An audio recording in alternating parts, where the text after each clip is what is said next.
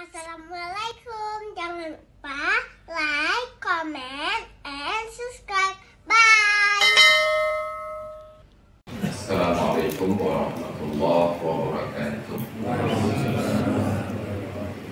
Alhamdulillahilladzi an'ama 'alaina bi ni'matil iman wal islam. Wassalatu wassalamu ala nabiyyina wa habibina wa syafi'ina wa maulana Muhammadin sayyidil anam wa ala alihi wa sahbihi alladzina hum yanabi'ul ulumi wal hikam. Wa qala Allah ta'ala fil Qur'anil 'azim wa huwa asdaqul qailin wa biqawlihi ihtadil muhtadun.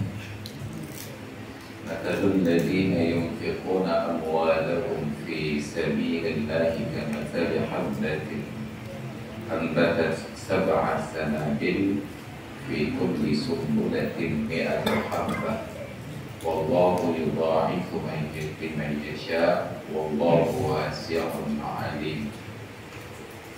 صدق الله العظيم وبلغ رسوله الحبيب الكريم ونحن على ذلك من الشاكرين والشاكرين والحمد لله رب العالمين. وبعد.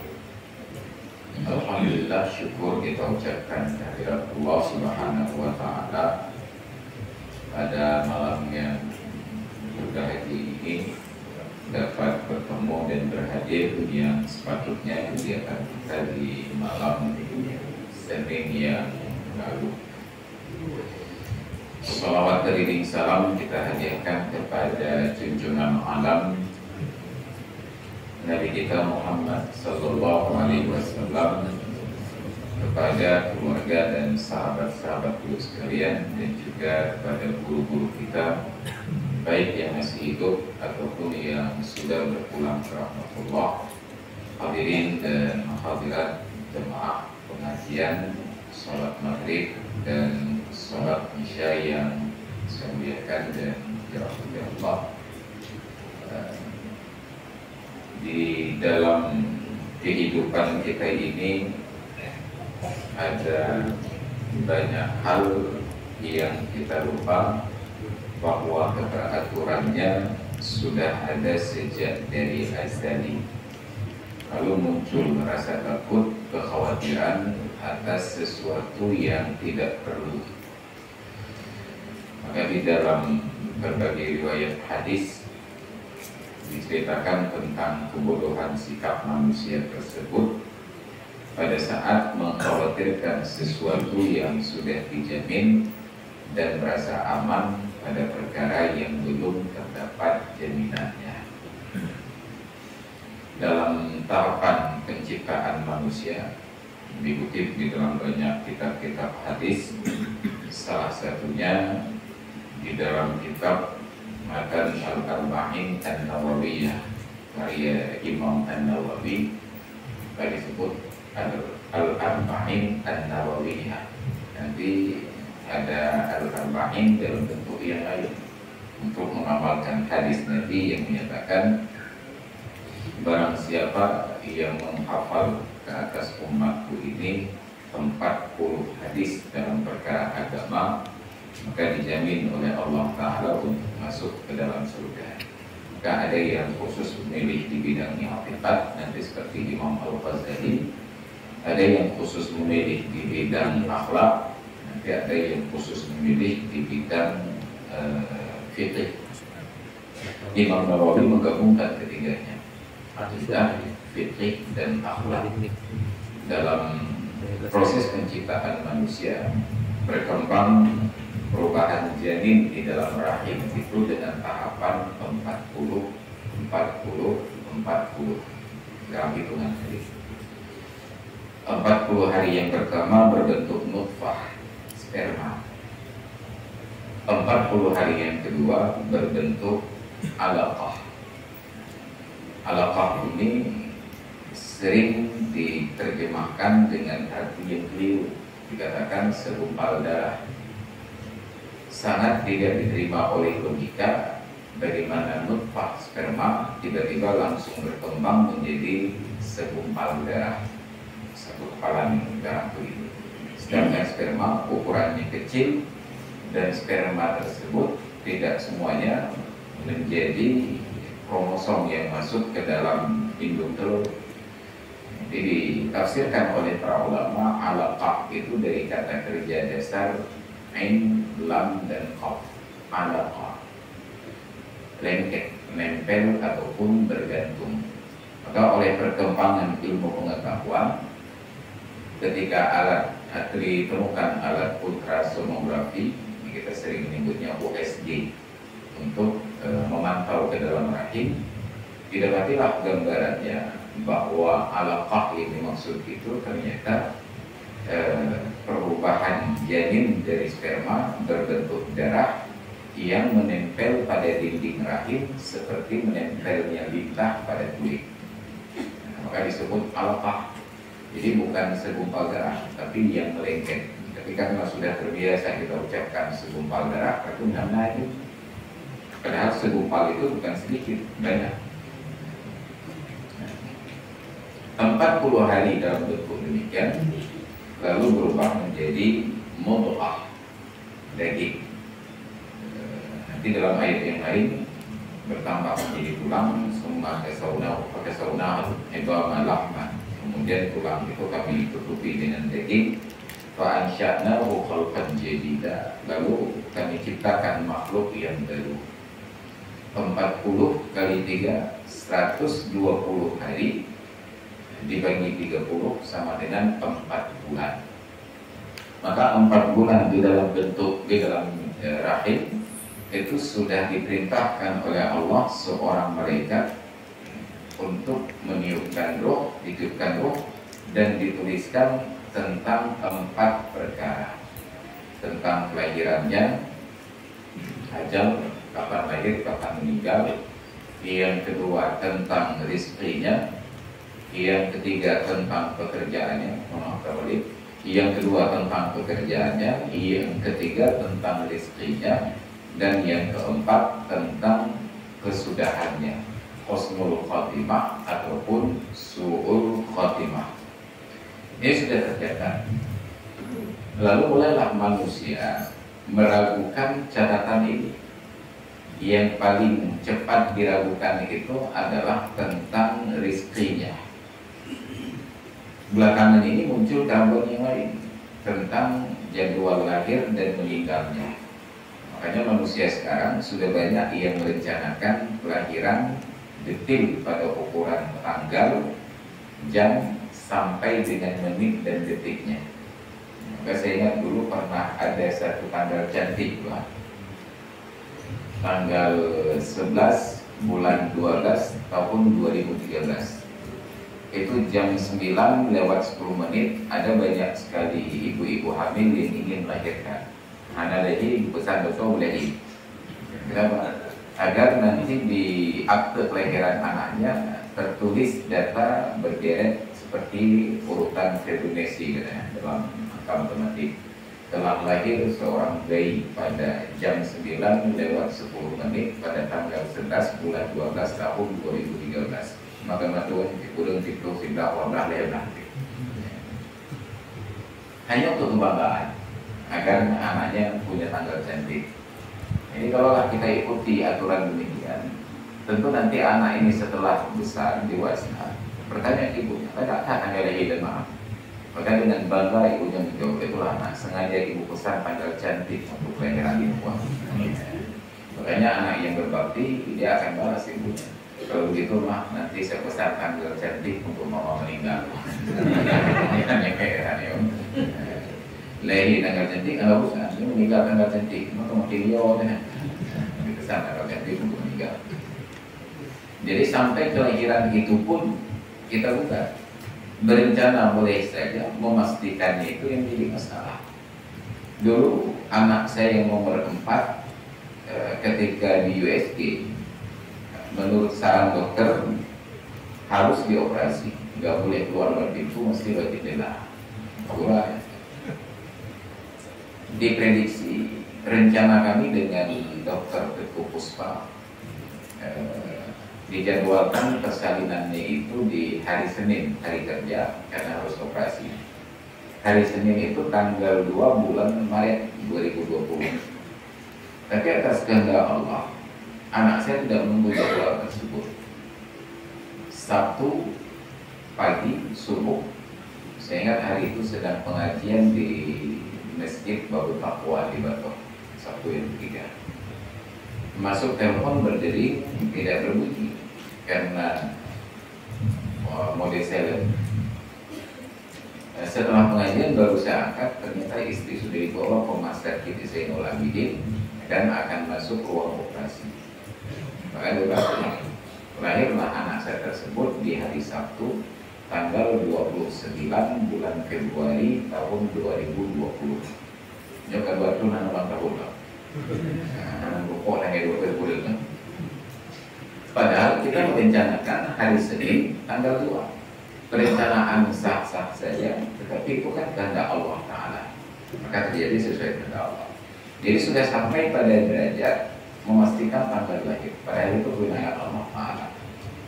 Rizki yang kita lakukan, kematian, husnul khatimah ataupun su'ul khatimah belum ada penjelasan. Pekerjaan pun mulai dari amalan dalam artian ibadat sampai pekerjaan yang dimaksudkan dengan keseharian kita dicatat oleh Allah dan tidak mampu untuk diubah oleh manusia. Dan itu sangat terbukti di negeri kita di Indonesia. Ada banyak orang yang bekerja tidak sesuai dengan bidang keilmuan. Irwandi Yusuf itu kan dokter hewan, tetapi menjadi gubernur. Yang minat rokok hidung, tapi di negeri kita boleh, nggak sesuai dengan bidangnya. Amin Rais, sarjana doktor di bidang politik, ilmu politik di Amerika pula. Sampai kemari ternyata nggak pernah menjadi kepala daerah, nggak pernah menjadi kepala negara. Sebenarnya hampir jadi, karena beliau berbahasa basi akhirnya lewat. Waktu itu setelah selesai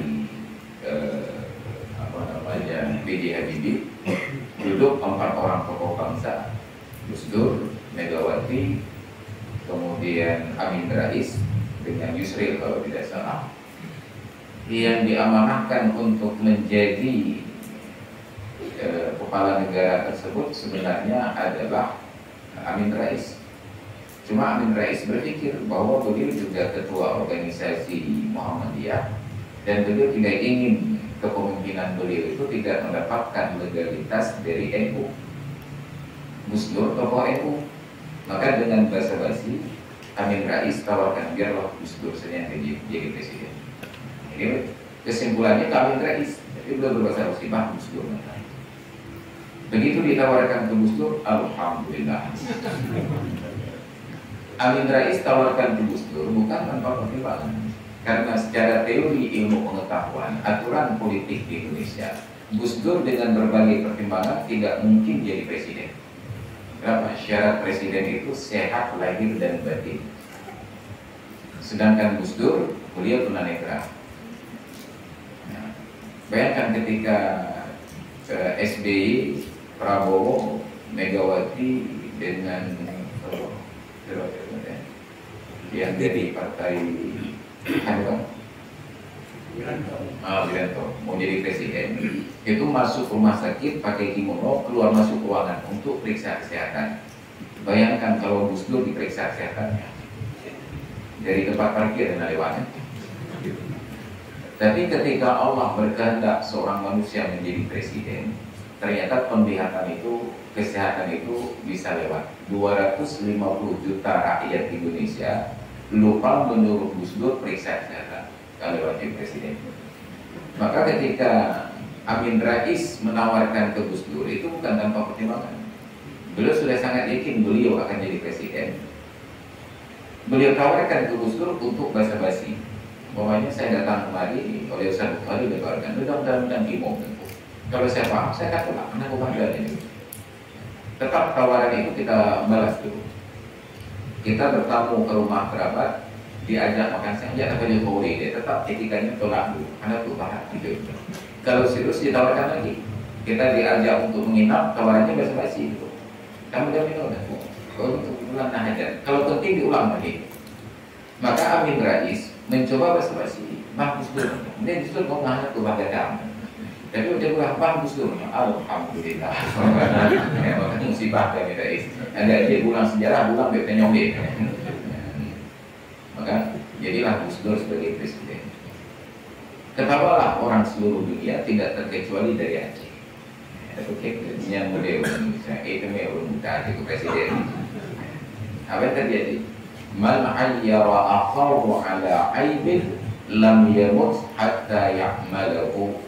Barang siapa yang mencemooh saudaranya atas suatu aib, dia tidak akan meninggal dunia sebelum mengamalkan aib tersebut.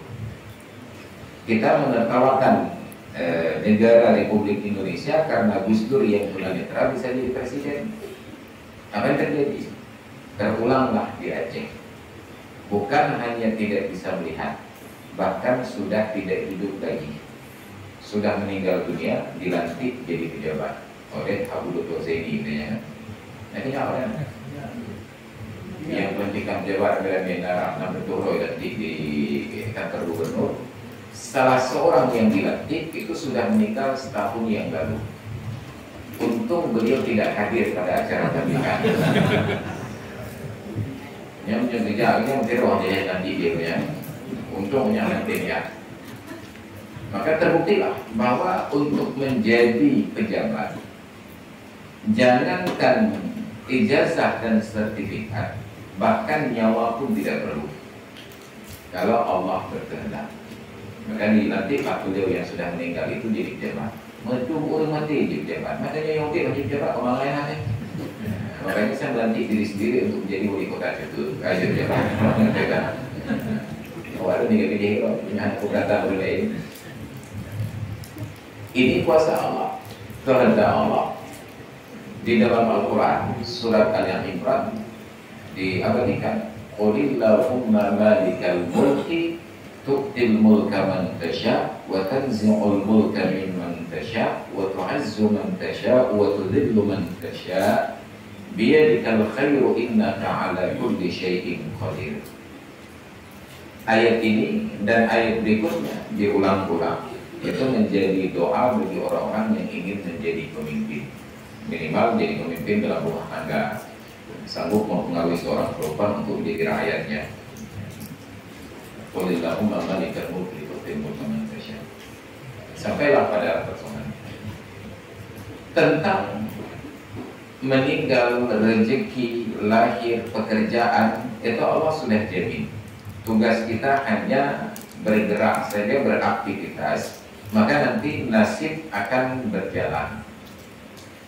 Dulu ditanyakan oleh seorang sahabat, Abul Aswad Ad-Du'ali, setelah Rasulullah wafat, diajukan pertanyaan tersebut kepada Ibnu Abbas, Abdullah bin Abbas.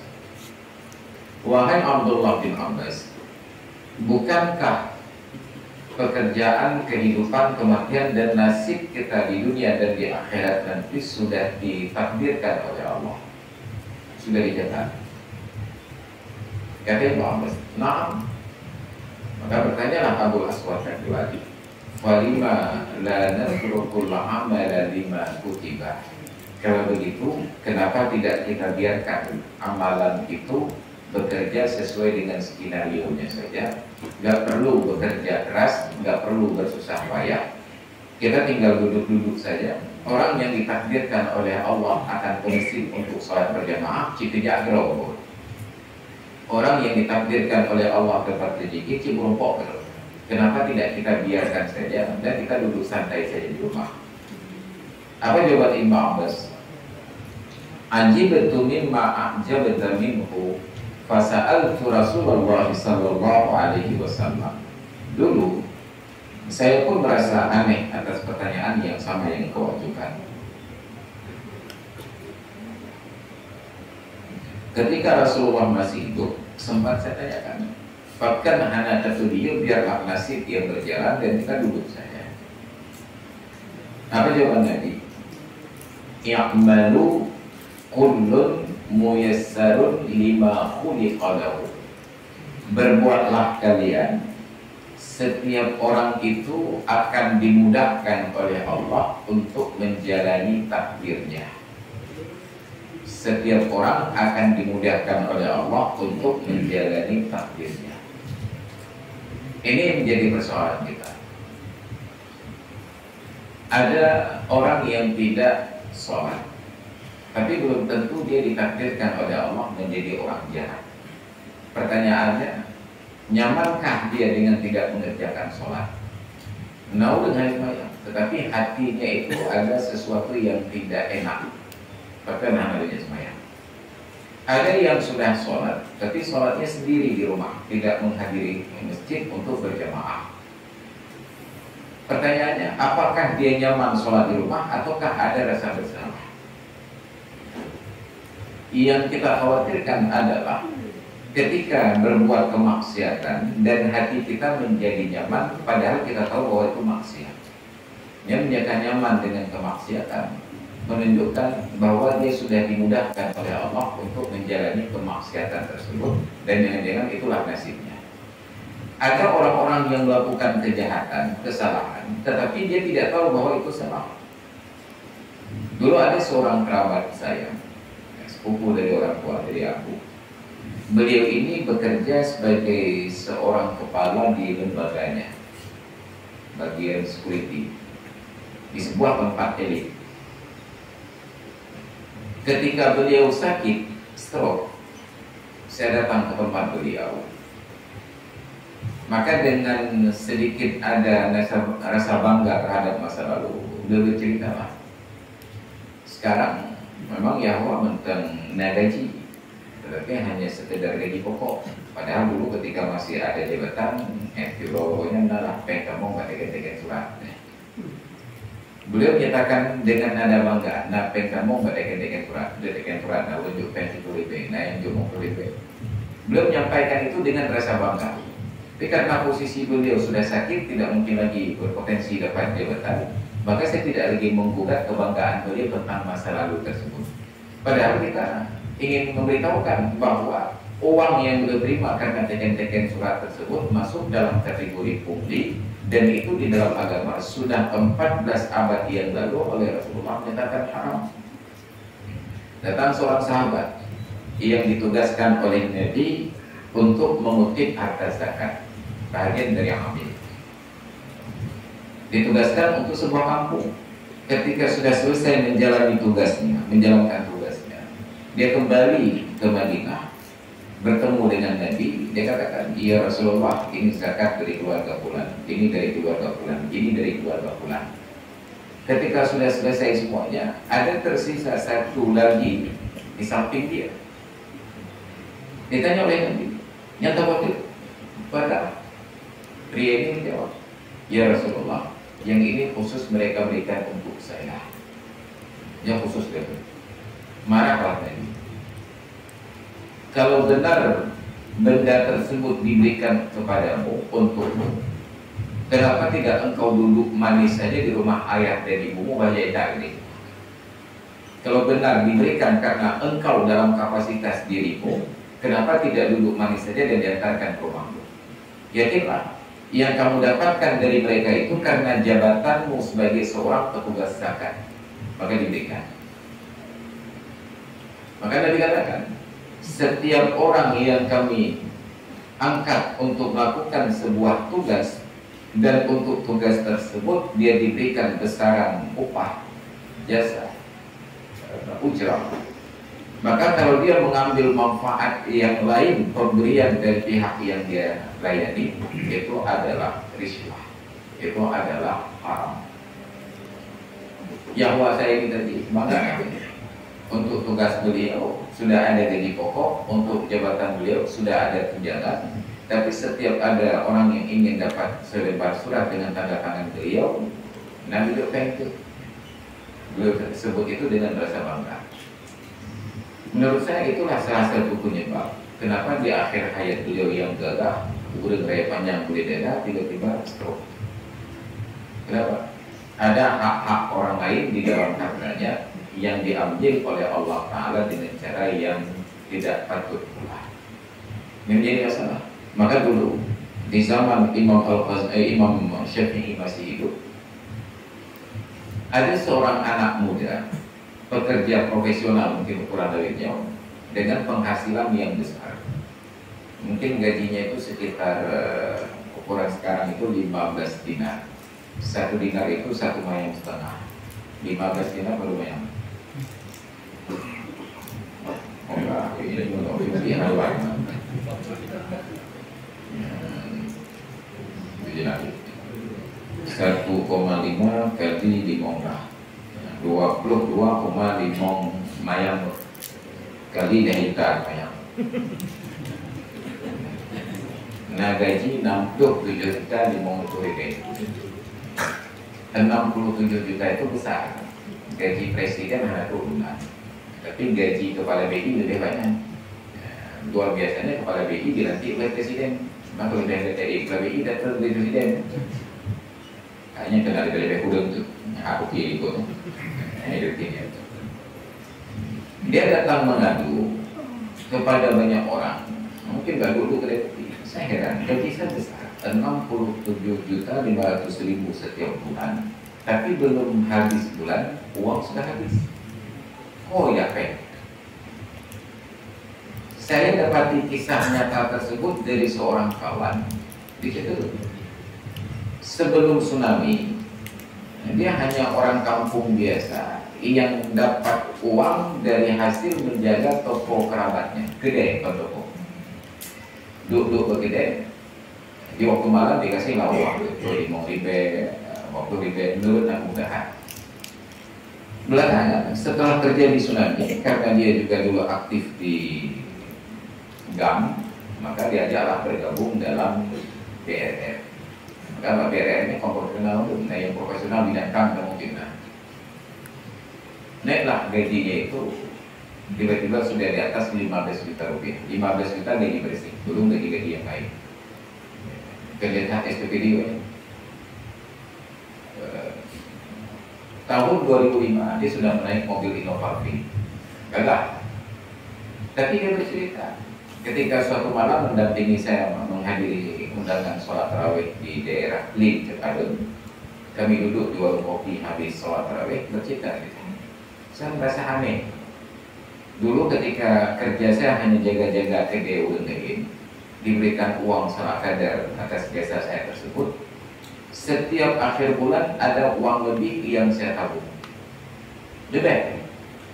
Uang-uang tersebut di waktu-waktu tertentu sampai ada seorang juragan besar di kawasan tersebut yang ngutang makanya untuk bagi karyawan. Atau di kata juga dia ngutang makanya yang lebih di bulannya untuk dia bagi karyawan. Udah bagi lah. Itu dulu ketika penghasilan saya tidak menentu, tapi ada uang lebih setiap bulan yang bisa saya simpan. Tapi justru ketika bekerja di BRR, 15 juta gaji pokok, ternyata tidak ada uang lebih akhir bulan. Bank Anda hutang ke GAP untuk ada uang simpan. Itu. Tapi saat itu saya belum dapatkan cerita anak muda dengan Imam Syafi'i. Jadi kalau ada yang katakan gajinya besar nggak cukup di akhir bulan, saya sudah dapatkan contoh kasusnya. Jadi ketika banyak sekali keluhan keluarga masyarakat, mereka pun nggak tahu rahasianya. Akhirnya mereka coba bertanya ke Imam Syafi'i, karena bagaimana jawaban. Maka datanglah anak muda ini bertamu ke tempat Imam Syafi'i, diceritakan kasusnya. Saya pekerja profesional dapat gaji sekitar 15 dinar setiap bulan, 67 juta itu no. Tetapi anehnya belum berakhir bulan tersebut, tapi gaji saya sudah habis. Oh, fakir dengan santainya Imam Syafi'i katakan, kalau itu masalahmu, besok engkau temui pimpinanmu dan minta dikurangi gajimu. Ya, maka kurangi. Yang karena nanti pakai gula.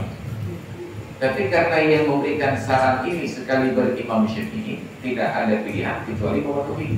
Mungkin kenapa tidak ada lah, buku kena biasanya, buku kena. Tapi karena sudah dijawab, dieksekusi. Dia juga surat kepemimpinan untuk dikurangi gaji. Kalau kita yang pimpinan kebelakang, jadi kan yang juga. Jadilah mungkin gajinya itu sekitar 13 dinar. Dari 15 menjadi 13. Bulan depan datang lagi mengeluh. Tuan guru, ternyata enggak 13 dinar enggak cukup juga. Jika wajar beli monggang sih, kita dikasih. Tapi setelahnya tetap sama. Temui lagi pimpinanmu dan minta lagi dikurangi gaji. Udah loh. Tinggal 11 dinar. Bulan depan mengeluh lagi. Hansip kita buka. Ini hansip lagi pulang. Sampai berakhirlah gajinya 9 dinar. Bulan depan dia datang sambil tersenyum. Tuan guru, rupanya 9 dinar gaji saya lebih. Sila hansip, lela hansip, munggah hansip. Si kurang lebih. Saya sebagai seorang pekerja profesional yang matematika sangat paham kalkulasinya itu dengan algoritmanya, merasa heran. Bagaimana mungkin yang banyak tidak cukup sedangkan yang sedikit memadai? Apa kata Imam Syafi'i? Sejak dari awal saya sudah curiga bahwa pekerjaanmu itu tidak sepadan dengan tunjanganmu. Tunjanganmu itu tidak sesuai dengan beban dari pekerjaanmu. Dia tak terima gaji ibu. Maka pekerjaanmu itu yang cocok digaji hanya 9 dinar. Tapi engkau menerima lebih banyak. Yang lebih itu bukan hakmu. Maka ketika ada hak orang lain di dalam hartamu, keberkahan hartamu itu digerogoti oleh hak-hak orang lain. Maka saya suruh kurangi. Ketika dikurangi 2 dinar, ternyata masih tidak cukup. Berarti masih ada hak orang lain. Saya suruh kurangi 11 dinar masih juga tidak cukup, berarti masih ada hak orang lain. Maka engkau kurangi sampai menjadi 9 dinar. Dan sekarang 9 dinar ternyata lebih cukup. Maka menunjukkan 9 dinar itu adalah upah yang layak untukmu. Maka dikembalikan oleh Allah berikut dengan keberkahannya. Subutul khair fil asya. Maka coba perhatikan sekarang, ada banyak kawan-kawan kita yang dulu ketika penghasilannya kecil, pegawai kecil, pas-pasan, napeng ke baki dulu. Tapi seiring dengan naiknya popularitas, tunjangan, pangkat dan gaji, akhirnya hansip nih.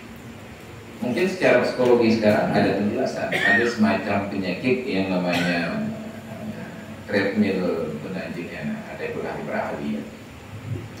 Hedonisme, sikap hedonis seperti orang berjalan di atas treadmill. Treadmillnya kenal dengan jasma, tempat olahraganya. Tegai perunggi, tidak ada pembentuk. Lari kita itu sudah cepat, tapi tetap saja terlihat jalan di tempat. Penghasilan kita sudah tinggi, tetapi tetap saja kehidupan kita biasa-biasa saja.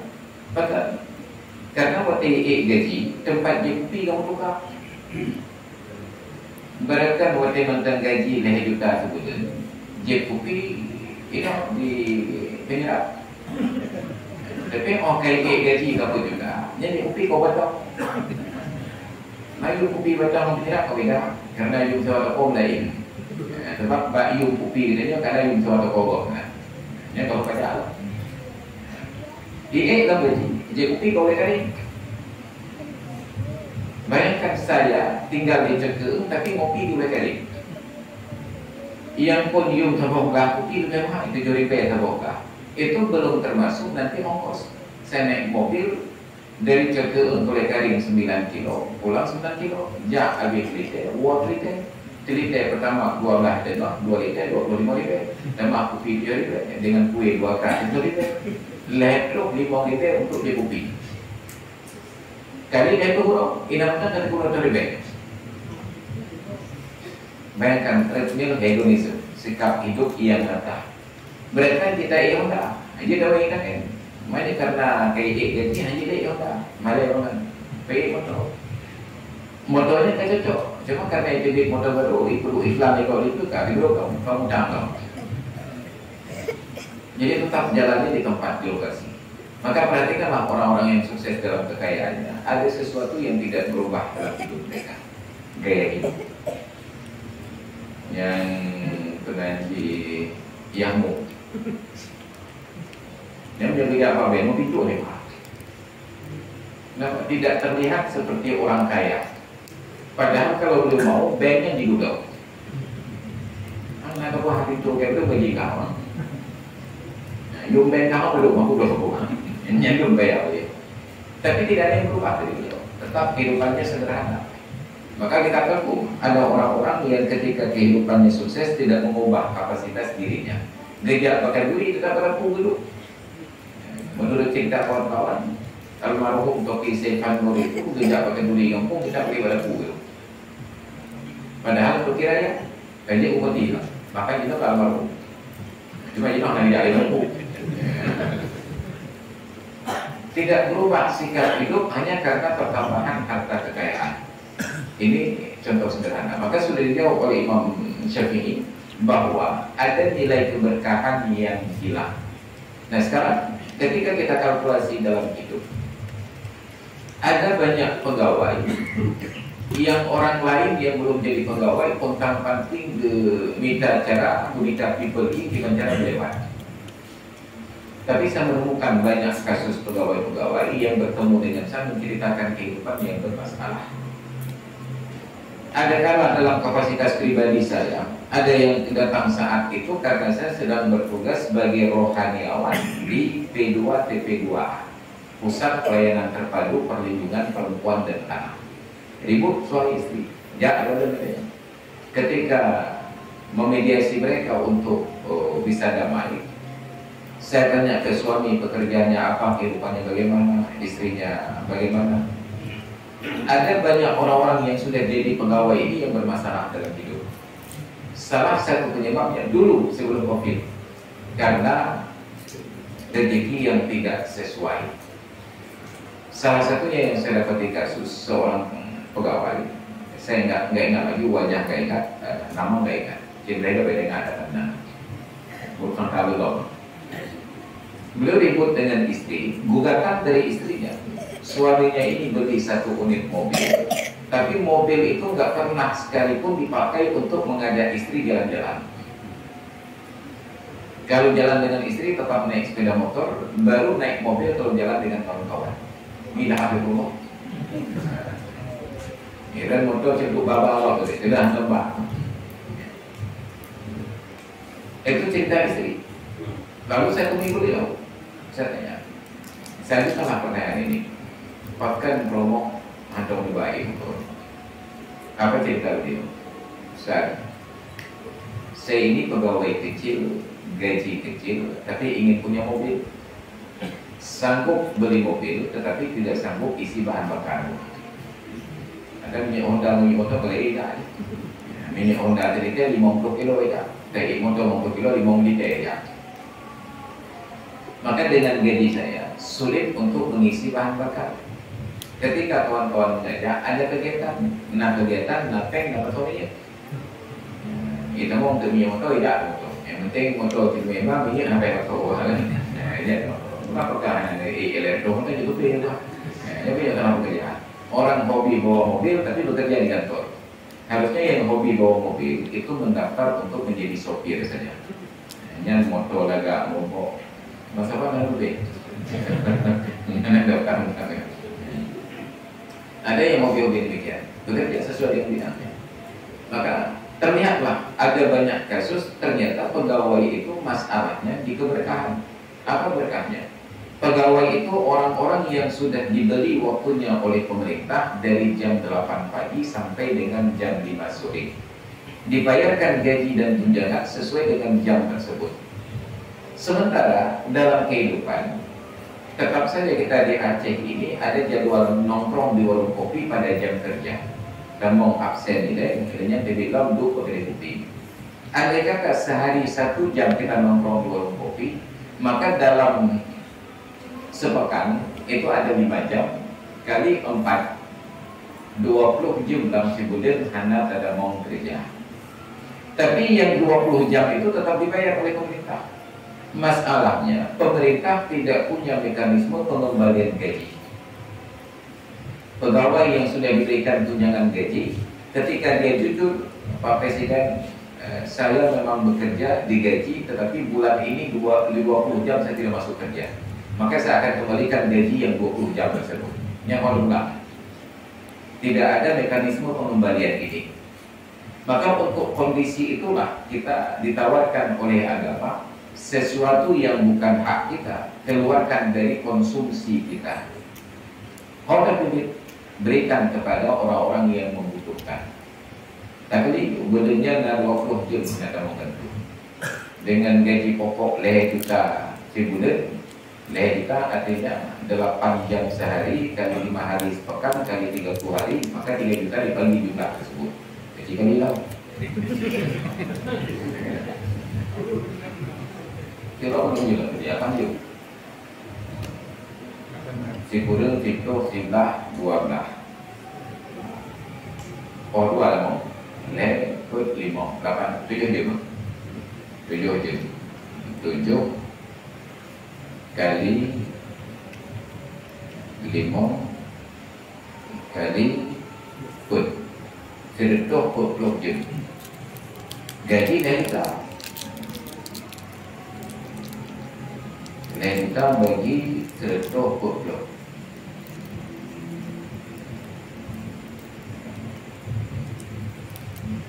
20 sehari belang sejam. Ya. 20 sehari belang sejam. Hanya tamang 20 kau. Kali 20. Nak retuk 28 ribu. Yang kan hak ribunya.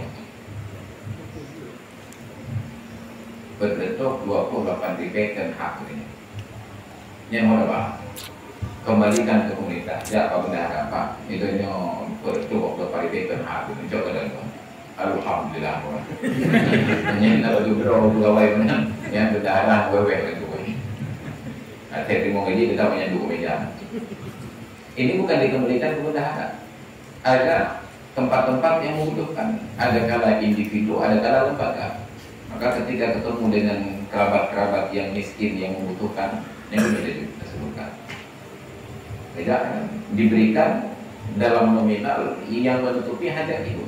Baik bagi 5.000 kok hanya gerakan. Enggak bangunan rumah. Berikan umpamanya terlihatlah ukurannya. Diberikan 100.000 karena perhitungan jadi 4 keluarga. Masing-masing dapat 100. Akan kembali keberkahan itu dalam harta kita. Oleh anak kerabat itu, komunitas cari lembaga-lembaga, nah panti asuhan, nah tempat pun masuk lagi boleh. Ya usah kali dah tak kena boleh bebek punya apa pun bagaimana boleh kan ya. Yang kita tadi udah hati boleh ya.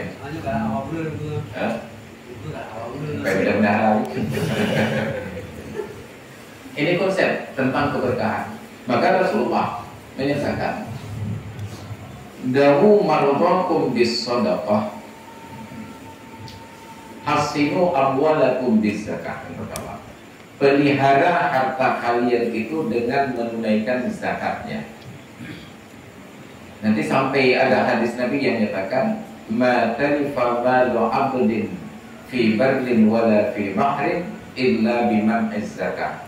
Tidak akan binasa harta seorang hamba baik di laut ataupun di darat kecuali karena dia menolak untuk membayar zakat.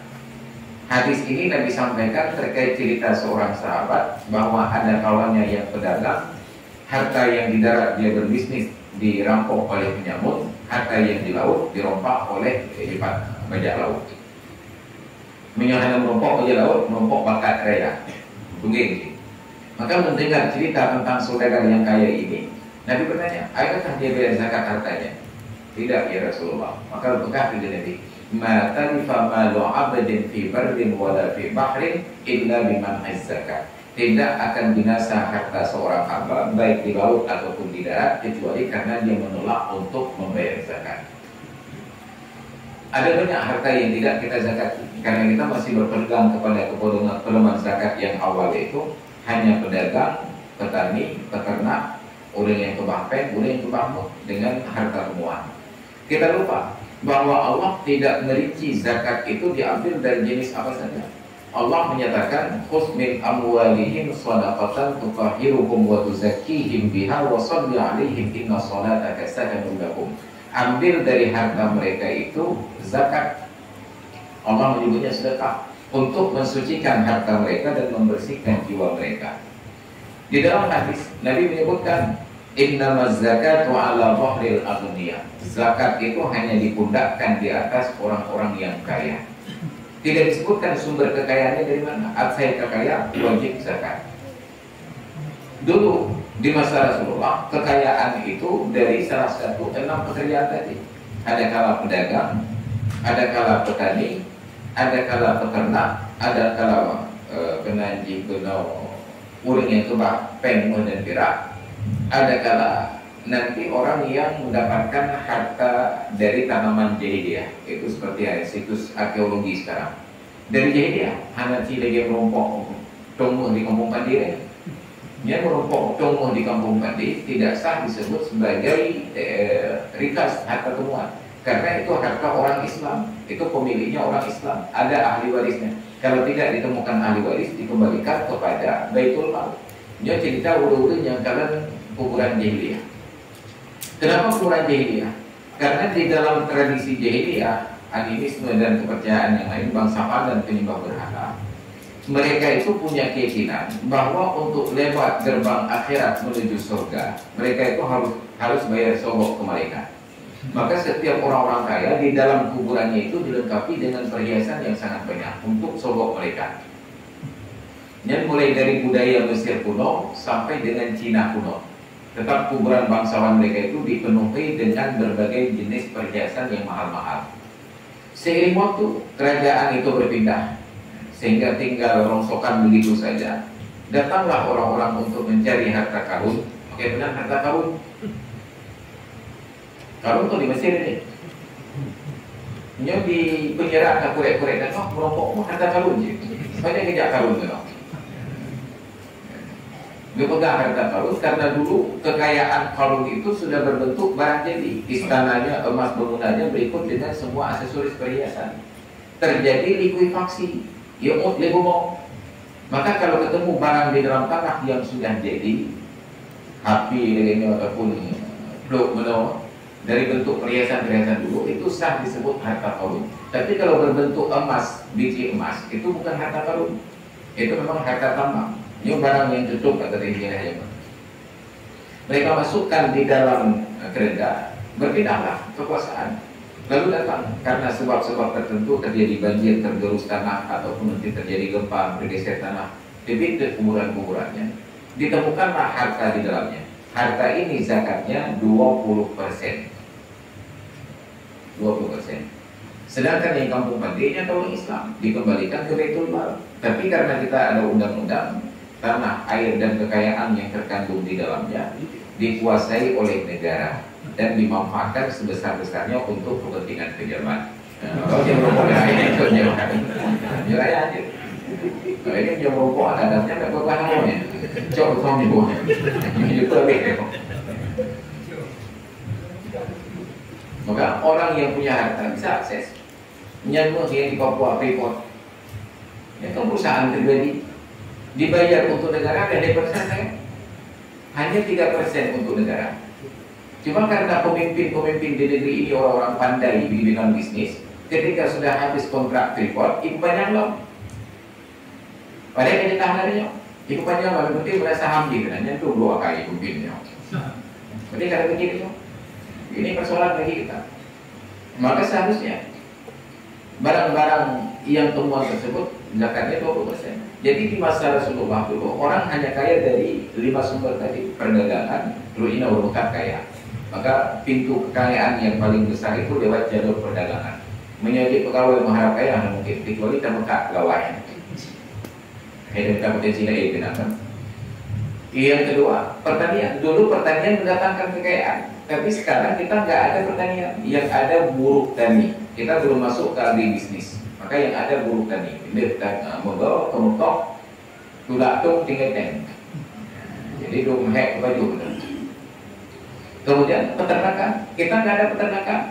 Oh nanti kui penyerahan lo, nah urut baraman no, urut gareti, nyekel peternakan, belaraman no, bukan. Peternakan itu profesional, tempatnya khusus, ada kandangnya, ada tempat mainnya, ada tempat makan umpannya, maka disebut peternakan. Di Aceh ada peternakan, lemur dan peternakan, lemur bagi itu. Nah udah bukan saya wijak lemur ini, cok itu kok, yang dapat juga ya. Karena waktu cok di lemur ini hanya bukan hanya itu. Ini jadi masalah. Hilang keberkahan dalam rezeki kita. Dulu benar-benar peternakan. Makanya dalam cerita tentang Sa'labah yang beternak, dia keluar dari kota Madinah mencari lahan. Maka dulu ada yang namanya nomaden, orang Badui itu beternak. Mereka dalam interval waktu tertentu datang ke kota untuk membeli bekal, lalu datang lagi. Kalau di Eropa itu disebut dengan cowboy, cowboy, cownya demo, boy yang alam. Jadi saya berlaku cowboy, saya ke rumah itu, cowboy. Itu kok ada demo. Ya, maka pakai kopi pet, ya boleh demo dua dia guna. Mereka orang yang beternak lembu, beternak kambing, maka perlu lahan yang terpisah, bukan di dalam pemukiman masyarakat. Sekarang oleh beberapa orang pejabat di negeri ini, termasuk anggota dewan, dalam rangka pemberdayaan ekonomi masyarakat dan ketahanan pangan, dibagi-bagi itu ide ngomong-ngomong. Ini sebelum dengan kalau gara-gara ide. Hai kipan baik karu, ide entah terus kata ru ni. Waktu aku jum ini. Mata cibayang malam naik nak ide kau ini. Ada ide ni masih kurang ide kau. Jadi yang bagi-bagi pun tidak melihat apakah ini rumahnya pekarangannya layak untuk beternak bebek atau tidak. Padahal untuk dari ide ini kau binatang cirit je bro ni kan. Menyamana anak cirit, yang ide cirit je bro. Maka runyuh kudo masya-Allah. Yang tengok karu je kelewanya gara-gara ide. Ini contoh pejabat-pejabat yang pemikirannya itu tidak memberikan solusi, hanya menimbulkan masalah saja. Siapakah hanya dia juga nabi ni orang. Mereka pun berapa. Makanya ke depan jangan lupa pilih saya awas. Namanya itu dan berbeda betul. Kita tidak ada yang benar-benar menjadi peternak. Maka sebenarnya yang kita pelihara kambing itu tidak pernah sampai aturan untuk wajib zakat. Karena dia mesti ada kandang khusus, ada tempat perawatan khusus, tempat makan khusus. Yang di Australia yang di India yang macam mana? Yang pemerintah yang tengah itu, yang di Sarawak yang lapang-lapangnya, kenapa tidak diberikan kepada warga yang memang semangat untuk beternak? Tidak dikembangkan, maka ada banyak potensi yang lain untuk mendapatkan kekayaan daripada hanya sekedar berebut untuk menjadi pegawai. Bayi tertuh 20 juta, tertuh 50 juta untuk digaji 2 juta. Maka kembangkan haknya. Saya cuk pen tertuh 20 juta, digaji berhenti boleh 2 juta apa? Yang menyahana lewat kita mau makan tu, dia jauh lebih jaga. Mejuk balon pen tertuh 20 juta dan gaji ada 2 juta di bulan selama 6 tahun. Hai pakai 6 tahun habis pen kan? 2 juta di bulan. Situ waktu tu juta. Mana tu buka pen kan? Mana dan pulang tu buka lagi. Awak dalam negeri Jawa tu negeri pen berapa? Mana orang lebih maaf banyak lah. Padahal kalau mau kita kembangkan pemikiran, ambil 120 juta tersebut, beli lahan 50 juta, beli kambing 35 juta, pakai yang sisanya untuk biaya hidup dan lain mana kembangnya. Jadi kami kita pasarkan ini sampai di jeep ke Turki sama apa. Ada banyak sumber kekayaan. Nah, tapi kita hanya terbayang untuk pegawai negeri. Maka pegawai negeri gagah, punya seragam. Mau lagi kami sultan pakai seragam. Pakai lu panjang, baju putih, dan mau dalam pakai desi, pakai berjejah, kacamata hitam, pakai beduk. Ya, ni tapi kami maka hitam. Gagahan tu apa kerja? Mbak lampu kami pulang. Ini lagi yang penting. Diizinkan itu dalam Quran. Maka ada sumber kekayaan seperti ini. Maka dulu dibatasi oleh Rasulullah hanya pada 5 perkara. Tapi tidak dibatasi zakat itu dari 5 sumber. Maka sekarang ada sumber-sumber kekayaan yang jauh lebih dahsyat daripada beternak kambing. Ada seorang kawan saya sudah berpulang ke Ramadhan. Beliau tahun 93 menurut cerita masih jualan dengan abang ipar saya di Limau Kirego. Kurang deh. Tapi saya kenal beliau tahun 2005. Yang kata kira ya pada nanti. Nah toko motif bawah itu Jalan Muhammad Jam dengan Jalan Ahmad Dahlan.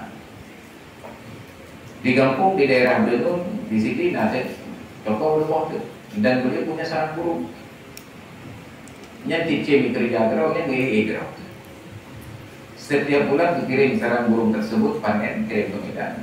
Ketika sudah ditransfer uang, kadang-kadang upah kata dia cek berekening Mana tahu? Alhamdulillahnya kita mau terus 70 juta. Yang boleh ni terus 70 juta. Dia ada kira. Yang karena akan dijaga dalam itu, jak kedai, kembang tanjung dan baju mimpi. Tahu ya, sangat banyak hari baru dia. Ya baju mimpi. Dia baca dalam terus 70 juta dan kamu mak. Hari ini ke kira yang paling benar. Kita mau terus 70 juta. Kamu mak ni. Sampai ke kembang tanjung, baju mimpi kamu mak betul. Hai ngomong ambil kan. Menang kok. Terus rumah pasang ke dia. Ganyan baru umur lebih Tuhan pada 3 juta. Tapi 170 juta beli dia namanya hati dia ataupun dan lain sebagainya. Kemudahan rezeki yang diberikan oleh Allah Subhanahu Wa Taala. Yang boleh kena terpegang. Mak sarang burung mereka mungkin terus 70 juta gitu. Nak payah diukur dia tangan.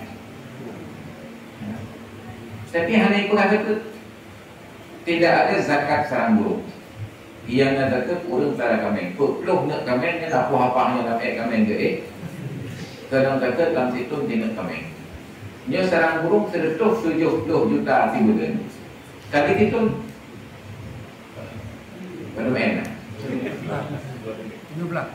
1,7 M setahun.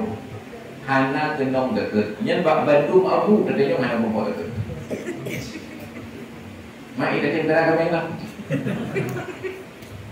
Dokter cedera pasien kamu 5 minit tertutup dek. Dari pon 5 buka praktek, pon itu betul.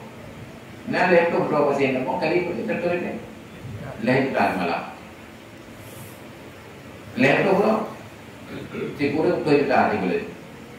Maka mana dalam utara burung nak? Hotman Paris Utapaya pengacara. Jasa mereka 10% dari nilai kasus. Kalau kasus 1 miliar berarti 100 juta sudah pasti. Menang jalurnya 2 biji. Pokoknya terlibat pasti. Kalau kasusnya 1 triliun 100 miliar. Pekerjaannya kopi pasti bagi-bagi melambang pengadilan. Tinggal pegang susunya, mari dia baca oleh hakim yang terbaik datang. Maka dia baca dua-dua nanti, hakim dia jaga. 100 miliar. Bayangkan, nyah ada betul. Makanya pemerintah merumuskan bahawa setiap penghasilan dari pekerjaan yang halal tetap wajib zakat 2,5%. Kalau tidak, sungguh dunia ini tidak adil. Orang yang kaya hanya kerja ataupun pendapatannya halus tapi hanya tenung dekat. Jepat orang yang kerja apa-apa, al-walak tenung dekat paling baik. Justru yang paling besar zakat adalah orang yang kerja pertanian 10%, bukan 2,5%. Nam rumpuk padi nam buncar dekat 10%. Terus lagi. Yang utang hanya ada. Bayangkan ini kondisinya. Maka Nabi katakan hasinu amwalakum bizakat. Jaga, pelihara harta kalian dengan menunaikan zakatnya. Yang kedua, dawu marhakum bisadaqah. Obati orang yang sakit di antara kalian dengan memberikan sedekah. Abu sakit kaki. Niat 3 kau tidak Malaysia untuk membuat hampir balik berita. Tapi ponis dari dokter untuk ukuran beliaunya kami pulih. Maka sekarang saya sampaikan ke beliau, mudah-mudahan kamu menyokap berat dan ingok-ngok penyakit. Betri yang Malaysia buat, cok pendek ke kita, warung, bilang-bilang tempeng. Nyat kau kalau pakai dari itu kau boleh penyakit. Nampak? Pengnya ubat irau, baru penyakit boleh. Dan bilang peng kau macam tua gedut, nyandu penyakit bilang pengnya. Jika lepas kita kan penutup lepas pun yang tertutup lebih. Tapi dia bilang dalam api tapi dia tak boleh dia Kenapa? Ada keasikan tersendiri menghitung uang. Maka Allah sebutkan itu di dalam Al-Quran. Alladzi jama'a malan wa addada. Mereka yang mengumpulkan harta dan dihitung-hitung kembali. Ini aku tiura coba bila perlu kamu. Tapi pada kena bilang, tengok aku dah bilang tak dah rumah. Nyata ke kuliah tak aku nyata kan. Ada konsep sedekah ini saya baca dalam sebuah situs berita Harian Suara Merdeka terbitan Semarang oleh pimpinan redaksinya PGS. Diceritakan tentang seorang priayi bangsawan. Wah, ini darahnya beda, warna merah, warna biru darahnya. Lagi alien. Jadi suatu hari datang periksa kesehatan, ternyata dia sudah punya penyakit kanker stadium 4. Diponis oleh dokter dengan berbagai gejala-gejala vital, dia hanya mampu bertahan hidup 6 bulan ke depan. 6 bulan itu adalah mati itu. Ini agak dari yang berpolitiknya. Kamu jangan mati, mereka mati itu rahasia Allah. 6 bulan itu mati. Tapi karena dia orang kaya, dia tantang dokter ini. Di mana ada obat untuk bisa menyembuhkan saya. Dokter ini katakan, untuk obat sejauh ilmu yang saya pelajari sudah tidak ada. Tetapi saya hanya bisa menyarankan untuk memaksimalkan hidup yang 6 bulan lagi. Maka saya arahkan ibu untuk bertemu dengan psikiater pula. Itu ada dokter-dokter yang hukum syariah lagi, dokter Dadang Kuari dia kata. Diarahkan ke dokter begini. Melihat ibu ini, diajaklah diskusi di Islami kehidupannya. Lalu dia sampai pada sebuah kesimpulan. Hidup ibu ini terlalu formal. Karena beliau bangsawan, ya, kaki sambu menjaga andung nya rumah aja kengkem kan kau kem tak payah kayak gini di sini dan mau tahu apa rumah kem payah kayak gini. Hidup ibu terlalu ketat. Saya ada obat, tapi saya minta satu syarat. Ibu keluar dari ruangan saya, tolong usahakan ada satu orang yang bisa tersenyum karena ibu datang kembali, saya kasih obatnya. Sebab hojaknya susah kok. Dia yang satpam bertegak dengan menyetengah baju hubungan keluarga pembantu pedong kekuinan. Bahkan dengan anak-anak pun bahasanya sangat formal. Menyokoyak, romong, nyowemak itu panggilan jenis. Hanya lagi kerajaan persis. Apa yang terjadi? Ditantang oleh dokter. Kalau Anda sanggup buat satu orang sanggup tersenyum karena Anda, saya akan berikan obat. Kalau tidak, saya tidak akan kasih obat. Saking kuatnya harapan beliau untuk bisa bertahan hidup, maka keluarlah dari ruangan tersebut. Jadi bicara pendadak udah bikin. Teringatlah beliau saat pertama masuk tadi, karena itu klinik elit. Ada petugas khusus untuk ngepel lantai. Athena mabe wajib, Athena bekas apa? Lah. Mau ngepel lantainya, kalau udah mau kebun dah. Maka ketika ibu ini masuk tadi, terlihat wajah cemburut bau yang pel lantainya, kamu buat. Nah, tapi karena memang dia orang elit melemah, ya belum boleh masuk. Begitu keluar, terlihatlah ibu yang ngepel lantai itu di sudut ruangan. Ya pikir, kenapa untuk ibu ini tidak saya kasih uang saja 100.000? Tidak tuh. Oleh tidak pun ibunya kemplong, masih karena budak. Tapi begitu diberikan uang 100.000, mau dikirim dengannya. Hai belum tengok pen tu lebih dengan dulu bukan. Tiket ada nanya bilik. Yang baru ubat baru sedikit jawatan. Anda ni kena emo dah jawatan senang pun ketam. Jadi boleh cak boleh cik boleh mau kayak tiket ibunya. Beliau belum teringat tentang persoalan tugas beliau minta kim.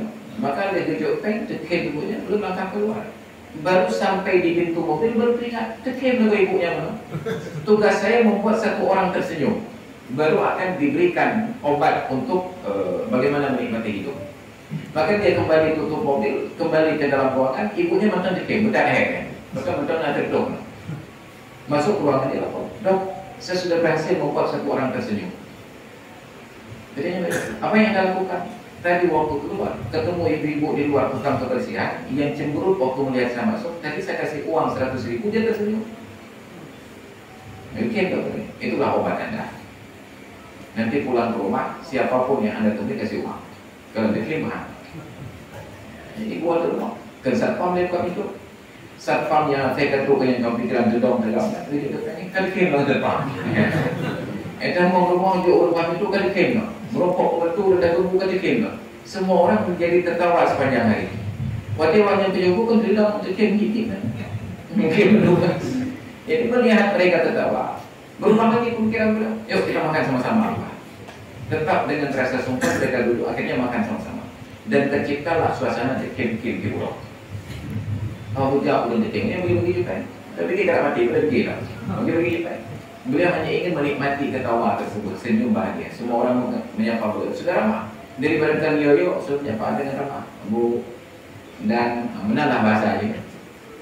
Tanpa terasa 6 bulan berlalu dan beliau baik-baik saja. Kembali ke dokter yang pertama yang ponis belum mati 6 bulan. Diperiksa penyakit dan dokter itu terkejut. Penyakit ibu sembuh total. Pak minta obat. Ibunya dideteksi, tidak ada dok. Saya hanya ketemu dengan psikiater yang dulu Anda sarankan dan beliau tantang saya baru dikasih obat kalau saya sanggup lakukan satu pekerjaan untuk membuat orang tertawa atas kehadiran saya, tersenyum bahagia. Dan itu saya nikmati sepanjang 6 bulan sambil menunggu ajal Allah. Ternyata sembuh. Dawu maradakum bis sadaqah.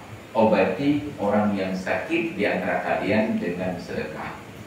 Kalau tak usah datang ke dokter kasih tajuk pendek doang boleh. Baik dulu dok. Juk kurungan yang membutuhkan. Maka senyum-senyuman dari orang-orang yang kita bahagiakan tersebut itu luar biasa.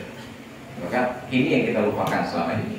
Maka saya teringat ada seorang jemaah pengajian di sebuah tempat. Beliau pensiunan dari pimpinan bank pemerintah di sebuah kabupaten, pimpinan tingkat kabupaten, BRH.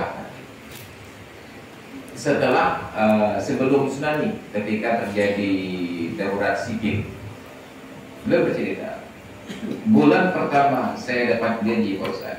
Gaji berikut dengan tunjangan, pemberian gaji pimpinan bank tingkat kabupaten. Saya tarik semua dari rekening, saya masukkan dalam kantong plastik hitam, saya pulang ke rumah. Setelah selesai sholat maghrib, kumpul istri, lerawan dengan agamanya. Saya kumpulkan semuanya, saya tumpuklah uang itu di depan mereka. Siapa perlu berapa, untuk apa, ambil saja apa. So, berdaya, padung berdaya, untuk berdaya, jauh juga. Mari kita nanti kita sampai. Rumah mana nak berapa habis kan? Anak tu memang aktif. Habis kan belum kuat. Tapi saya bahagia. Hasil rumah kerja saya itu berharga bagi istri dan anak-anak saya. Habis kan tak habis. Bulan depan saya ulang lagi. Bonus gaji tunjangan untuk sahabat dulu polo. Terus nama dia. So perlai Bandung jauh. Habis. Bulan kedua mana? Di bulan keempat terjadilah perubahan. Saya bawa pulang uang ke rumah, saya tumpuk di depan mereka, so perlai jauh. Tidak ada satu orang pun yang bergerak untuk mengambil. Ini bukan aja. Kata mereka, ayah, kami tahu ayah dermawan, ayah tidak keberatan, tetapi kami yang keberatan. Karena kami tidak ada keperluan apa-apa sekarang, biarlah uang ini simpan saja di rekening, nanti saat perlu kita ambil lagi. Maka Pak boleh beli uang akan coba diri. Pengamanan kalau kayak gitu lah. Jadi ternyata ada kenikmatan ketika mau berbagi. Ini kayaknya udah kau minta rezeki, buat ibu rumah, peng pasal dompet, kunci pakai password, pakai alarm. Ini bukan window ting. Maka dia nak kebahagiaan dia. Ini ting. Jadi bahagia dia kalau mau peng dari rumah kau. Makanya di dalam agama ada perintah Allah Taala. Wa askinuhunna min haitsu sakantum min wujidikum. Posisikan istri kalian itu sesuai dengan keberadaan kalian. Secara ekonomi sudah mampu untuk kita buat bangunan yang layak, tempat tinggal untuk rumah. Hana kita kontrak, buat rumah yang layak. BPN, BMN di rumah, itu dia buat rumah apa yang buat rumah apa. Tapi buat pilihan. Kalau perlu langsung kagau yuk, bebokah betul. Hanya tidak menantu ke tempat tu ketawa. Itu betul kata mau pilih apa? Nyok hadiah tu kata apa? Hanya pilih dalam zaman anda bergerak ke rumah, sih minta rumah aja kan? Tak kayak kau bah. Kita sudah layak untuk memberikan kendaraan. Saya kasihan di Cekeung itu ada banyak suami yang santai naik sepeda motor, tapi istri yang mengantarkan anak ke sekolah jalan kaki. Dari Gang Sambang merupakan Cekeung 3 kilo, 2 kilo, 20 dapat. Gintat ada 2 orang dapat. Untuk ia jauh dengan dapat 2 orang dapat. Anda kau mengendai, kalau mengendai bagi dia kopi. Kalau sudah sanggup fasilitasi istri dengan 1 unit sepeda motor, mau bayar aku mau. Maka berikan yang bayar kendaraan pulang pergi untuk jemput anak. Tapi harus tanamkan keyakinan kepada istri bahwa itu fasilitas adalah untuk mendukung kemudahannya untuk hal-hal terkait rumah tangga. Benar saya kurang layak diberikan mobil, tadi untuk. Ketika komitmen kita kuat, interaksi itu bagus, maka justru keberkahan istri suami karena mau memfasilitasi istrinya. Ini dengan mengatakan boleh kopi ya, boleh nang ya coba jangan ada pak gitu. Kalau bahkan BP promo kali kira buat kita lagi sempat di Maradona kan, betul budaya. Mau kita pak betul di orang. Tidak salah di dalam toiletnya putihnya bahkan hitam. Dia benar hitam dahulu tidak dulu. Dawu marbalkum bis-sadaqah. Obati orang yang sakit di antara kalian dengan memperbanyak sedekah. Ada sedekah yang lain lagi yang lebih banyak pahala ketika lebih banyak maslahat dan manfaat yang diterima. Apa itu? Cari tempat-tempat ibadah yang tidak ada orang yang bayar listriknya. Listrik masjid di kampung-kampungnya paling besar ya terlebih nyahai pulih. Lihat terlebih. Kita minta saja Pak kasih rekening nomor akun masjid, nanti biar listrik saya yang terkait. Nyat takut terang cahaya masjid dari dulu sudah disebutkan oleh Nabi. Barang siapa yang menghidupkan pelita panjang sirajun di dalam masjid, maka Allah akan terangi alam kuburnya sampai ke akhirat. Jangan banyak juga. Tajak akhirnya kalau aku serongking pengen lupa itu ekspertus saja man. Sekarang tak perlu kerja keras, hanya auto debit saya dari rekening. Katanya yang mereka pada debit pen, mau coba rekening webnya ini dalam kiranya. Maka ketika di Aceh sedang ribut-ribut daftar main Pertamina untuk Pertamina, ini kedua tahun pakai permain Pertamina. Aku berapa hadiah baby kan? Kenapa? Karena untuk Allah beli pen. Kata suaminya, sabotan kiper, ribu, 50 ribu, badan debit pen 50 ribu kira. Jangan nanti dia scan tu, anak yang debit pen, cuma dari rekeningnya rekening orangnya negara kan. Bahkan nanti kira, hanya debit, hanya lemah dalam pen debit. Hanya auto debit dari rekening kita. Cari masjid-masjid, balai pendidikan, Amerika, balai-balai bersekitarnya. Tengku, ini listrik kalau betul. Oh, ni orang kamu biasa 20 sampai 50 ribu. Oh, kan dia tunjuk nombor rekening masjid, pesantren, bahkan bayi balai setiap bulan. Maka pahala kita itu luar biasa. Maka saya selalu provokasi. Kenapa kita hanya teringat saat kerabat meninggal dunia dan kita lembut 7 malam di Ubud Tengah? 7 malamnya, nyati malam 7 juta, 7 malam 7 juta. Cok peng 7 juta ke bayi listrik masih bermula kan? Maka tetap pahala itu mengalir. Manfaatnya lebih besar. Dawu marbakum bis-sadaqah. Yang terakhir kata Nabi, wastaqbilu amwajal bala bid-du'a wa tadarru. Dan hadapilah gelombang-gelombang bala. Amwajun bentuk jamak dari maujun. Maujun itu gelombang. Wastaqbilu amwajal bala. Hadapilah gelombang-gelombang bala bid-du'a wa tadarru. Yang pertama dengan doa dan yang kedua tadarru, merendahkan diri. Cocok tadarru. Satu malam saya nonton acara di National Geographic tentang lingkungan alam.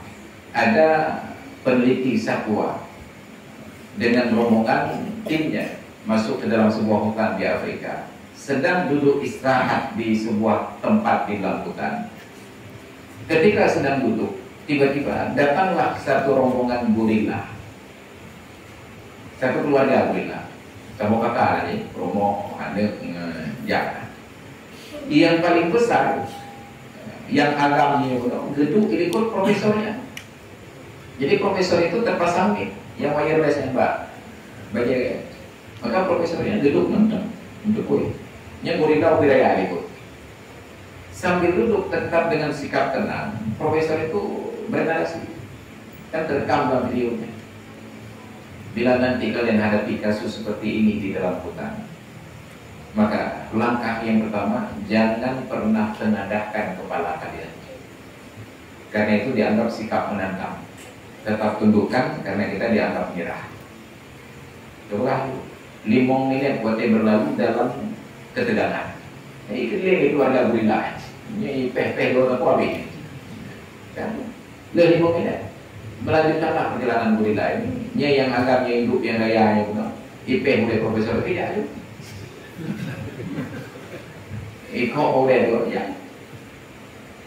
Apa makna yang ingin disampaikan? Dengan alam kita tidak bisa menyombongkan diri. Merokok binatang ini harus dikuyuk. Karena begitu kita tengadahkan muka, dianggap sikap binatangnya langsung mengambil berkah. Maka kenapa terjadi bala? Kita menantang alam, tidak menyatu dengan alam. Yang berusaha di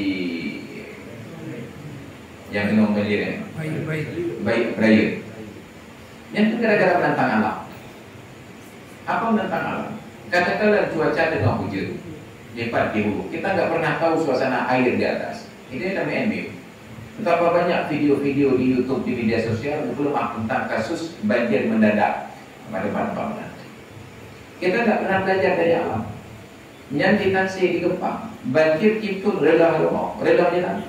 Tapi yang potong yang terbang kali orang Lampung yang cik tidak pernah menyatu dengan alam. At-tadarru' lagi, tidak melawan alam. Makin terlawan makin hancur. Maka menyatulah. Yang sebelumnya doa. Maka doa itu menjauhkan kita dari segala mara bahaya.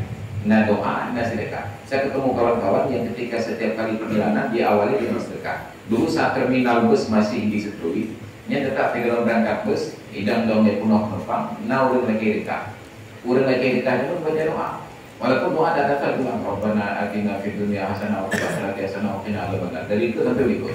Setidak-tidaknya anda baca doa. Urang yang lagi dekat itu doa kan. Balik-balik namanya. Kita nggak pernah tahu doa siapa yang bisa dibuat. Terjadilah dalam kasus saya beberapa kali. Terlalu banyak untuk diceritakan. Salah satu yang paling menarik, tahun 2008, saya masih pakai motor Suzuki Skywave. Mantan kuliah Pak Uin, pindah cabut berkas dari Al-Azhar, pindah ke Uin. Pagi itu mau ujian. Saya keluar dari Cerkel, mau ke Oleh Kaling dulu untuk ngopi. Agak tidak, mungkin sekitar 80 km per jam. Sampai di simpang cucunya memang. Ada anak muda keluar, sebenarnya anak-anak itu di depan nonton. Udah rem, kiri kanan saya. Rem itu fungsinya bukan untuk menghentikan kendaraan. Yang paling ingat ada. Rem itu bukan untuk menghentikan kendaraan. Rem itu bertugas untuk menghentikan putaran roda. Yang fungsi rem untuk menghentikan putaran roda. Roda itu hanya muka, tapi roda daya. Itu gaya sentrifugal, ada momentum, hanya pelajaran fisika itu. Kayak itu ban, tapi roda daya. Sampai berhenti ketika beradu dengan sepeda motor tersebut. Rembang hondanya kena pot tutup, tidak tutup terlalu, uring yang terlalu, honda akan hancur. Kita tetap duduk waktu Suzuki Skywave-nya menang, jaro tetap cuma ban bertuk dengan topeng itu hancur. Itu bayang mupok ngerbah. Itu enggak. Apakah enggak ada Suzuki? Enggak, memang ada Suzuki Skywave. Itu ada Suzuki. Baru saya teringat keberkahan dari doa ketika naik kendaraan. Subhanalladzi sakhkhara lana hadza wa ma kunna lahu muqrinin wa inna ila rabbina lamunqalibun. Ada banyak sekali rangkuman cerita-cerita tentang selamat dalam kasus kecelakaan berlalu lintas. Satu kali hari raya Idul Adha, khatib di Masjid Al-Hidayah Praja. 2012 masih pakai mobil Toyota Vios. Yang di lampu Jawa tumpuk. Sedang ngebut mungkin dari daerah 70 karena kosong bunuh ya, karena buru-buru dengan istri mau kembali ke numpang ini. Ada 3 orang anak kecil, orang ada itu tonton, lero, tahu enggak? Tidak berbeda. Ketika saya sedang laju, saya langsung pikir ada PPN-nya dibeli itu, dan benar kekhawatiran saya itu terwujud. Ketika jarak kurang dari 50 meter, tiba-tiba dia balik arah. Kurang dari 20 meter, maaf. Maka di GP pada aku kalau saya banting setir ke kanan, ada satu sepeda motor, satu keluarga, suami istri dengan anak di depan. Kalau saya banting ke kanan, saya salah. Maka lebih pada aku, lebih kecil ke depan, tidak mungkin selamat. Jika lebih pada lewat motor dan ini lewat, rotok lewat. Itu pokoknya itu tangan kanan kemana? Lemah tu, ternyata lewat. Baru ingat, ya Allah, kekuatan doa. Wastaqbilu amwajal bala bid doa wa tadarruh. Hadapilah gelombang-gelombang bala tersebut dengan berdoa dan merendahkan diri di hadapan Allah. Itu konsep itu. Maka jaga 3 perkara tersebut. Zakat, boleh pegahnya dan ku hanau je dekat. Sebab kamu buat habis dan kita hanau je dekat. Dato' inya kon dekat wajib. Inya dekat kemangat hati bukan. 2,5%. Yang kedua, setiap kali ada kerabat-kerabat kita yang sakit, usahakan motivasi dulu untuk banyak bersedekah. Tapi beda yang sedekahnya, itu tak boleh berjamaah, nyecek lemah nak motif pribadi.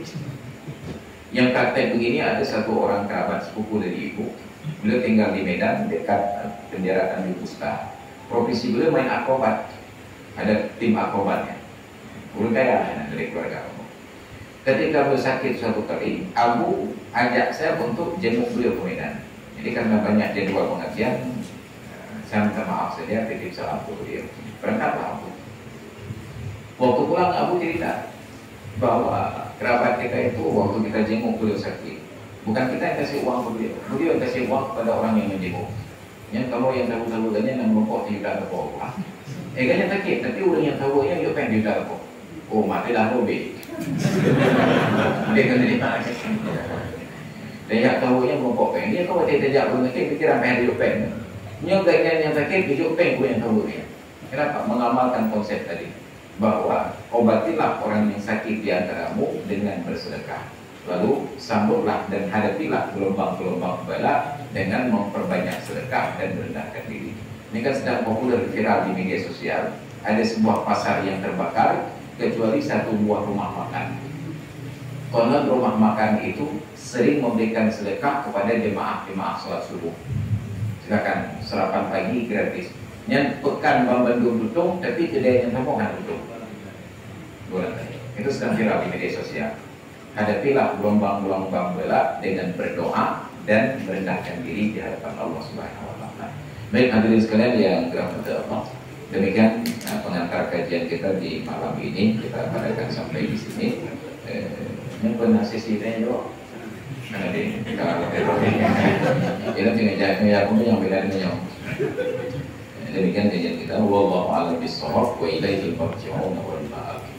A'udzu billahi minasyaitonir rajim. Bismillahirrahmanirrahim. Alhamdulillahirabbil alamin wassalatu wassalamu ala sayyidina Muhammad wa ala alihi wa sahbihi ajma'in. Allahumma arzuqna fahman nabiyyin wa hifdzal mursalin wa ilhamal malaikatil muqarrabin. Allahumma 'allimna 'ilman yanfa'una wanfa'na bima 'allamtana wa zidna 'ilman wa fahman wa alhiqna bis salihin. Rabbana ighfir lana dhunubana wa liwalidayna warhamhum كما ربيانا صغارا ولجميع المؤمنين والمؤمنات والمسلمين والمسلمات الأحياء منهم والأموات إنك سميع قريب مجيب الدعوات يا قاضي الحاجات اللهم اجعل جمعنا هذا جمعا مرحوما وتفرقنا من بعده تفرقا معصوما ولا تجعلنا ولا فينا شقيا ولا محروما ربنا آتنا في الدنيا حسنة وفي الآخرة حسنة وقنا عذاب النار وصلى الله على سيدنا محمد وعلى آله وصحبه أجمعين والحمد لله رب العالمين. الفاتحة. أعوذ بالله من الشيطان الرجيم. بسم الله الرحمن الرحيم.